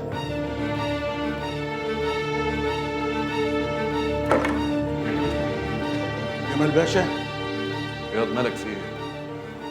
شفت عفريت ولا ايه؟ مفيش يا باشا سلامتك. هو بوبو اللي معاك بره ده يا باشا؟ بوبو هو انت ما بتعرفش انه اتحبس ولا ايه؟ حتى عيب في حقك وانت اللي مبلغ عنه.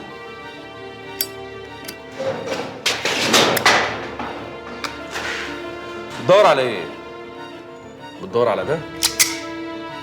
يا بنت الكلب يا خاينة، بعتني بنت الكلب. اسمها اشترت الناس اللي كانت معاهم عيش وملح، ما عضتش الايد اللي ربتها وكبرتها. انت هات كلك على بعضك لو اتبعت كده ما تسواش حاجه. عارف ليه؟ عشان انت زباله ورمه ومالكش تمن. ابوس ايدك يا جمال باشا، علي باشا كان هيفرمني وحياة النعمه ما كانش ليا في القصه دي خالص. انا قلت له اللي بينك ما بينه حله بنفسك. زلني يا باشا عشان انت. ياض انا مش جاي عشاني. انا لو جاي لحاجه ليا مش هجي لك لحد عندك، هخليك تيجي بنفسك.